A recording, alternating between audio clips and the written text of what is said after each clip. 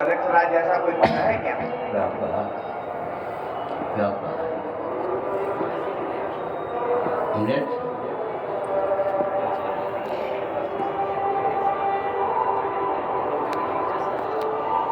हाँ, भविष्य में भीषण संहार के लिए भूमिका है।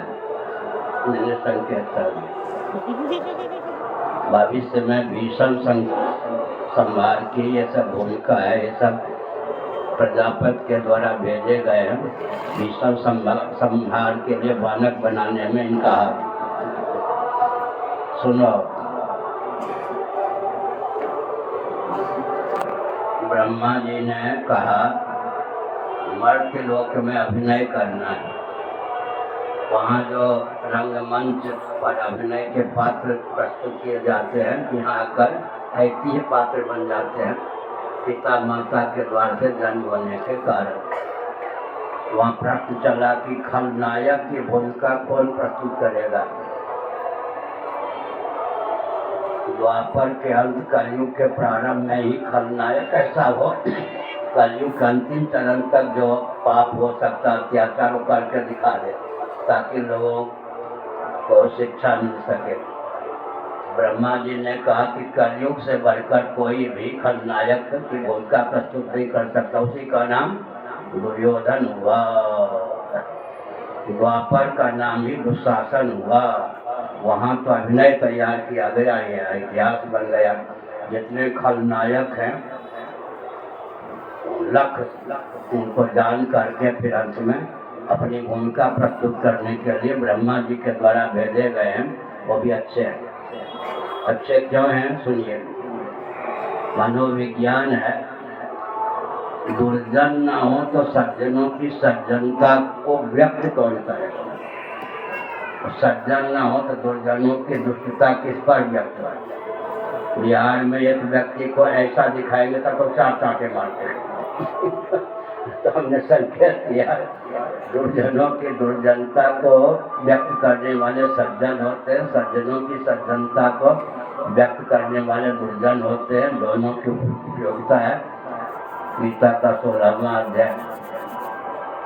और एक विचित्र बात है, आत्माना प्रतिकूलानि परेशान समाचार we must do to others as we wish them to do to us. This is the golden rule of life.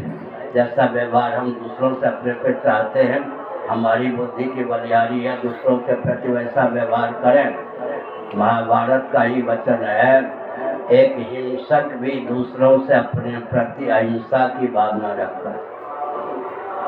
सर्प भी सोचता है कोई उसे मार ना दे, बिच्छू भी सोचता है उसे कोई मार ना दे। एक मिथ्याभाषी भी दूसरों से अपने प्रति सत्य भाषण की भावना रखता है।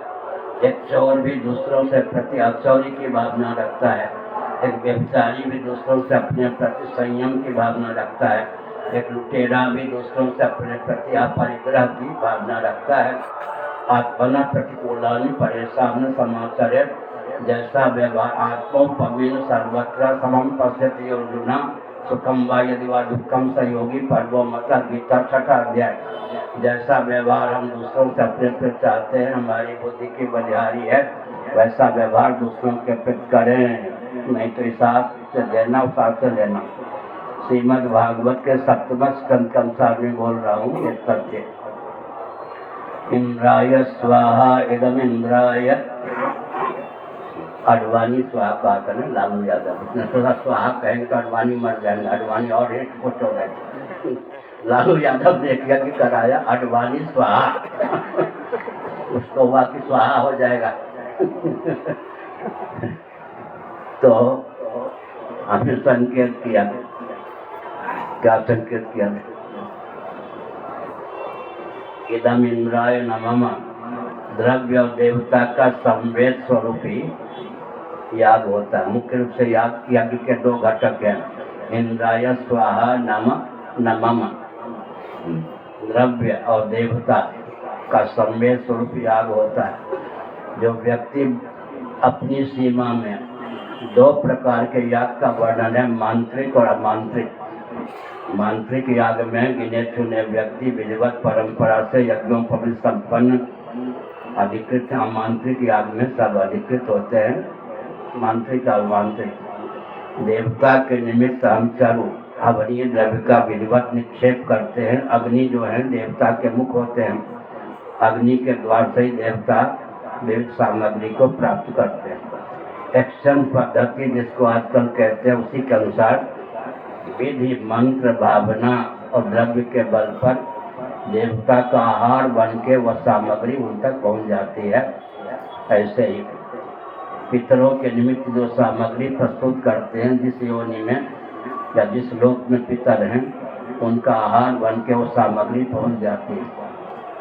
कदाचित कोई सचमुच में पितर कैवल्य मोक्ष को प्राप्त हो चुके हों, वो सामग्री लौट कर उसी व्यक्ति की पुष्टि में हेतु बन जाती है। मैंने संकेत किया, एक पंथ दो कार्य, ते देवा भावयन्तु वह परस्परम भावयन्ता श्रेय परमवाप्स्यथ।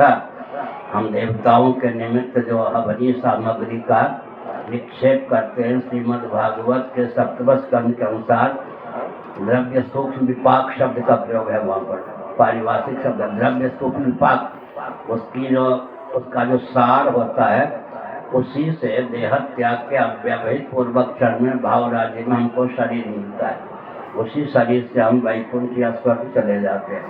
तो दोहरा काम हुआ, देवताओं का पोषण हुआ, अपनी सदगति और दुगति का मार्ग भी प्रशस्त हो गया। उसी सामग्री के सार भाव से भाव राज्य में हमको शरीर मिलता है। उस शरीर से हम स्वर्ग पहुँच जाते हैं, वैकुंठ पहुँच जाते हैं। कहने को देवताओं पर अनुग्रह करना हुआ, लेकिन वस्तुतः वो अपनी ऊर्ध्व गति का ही बालक बनाना था।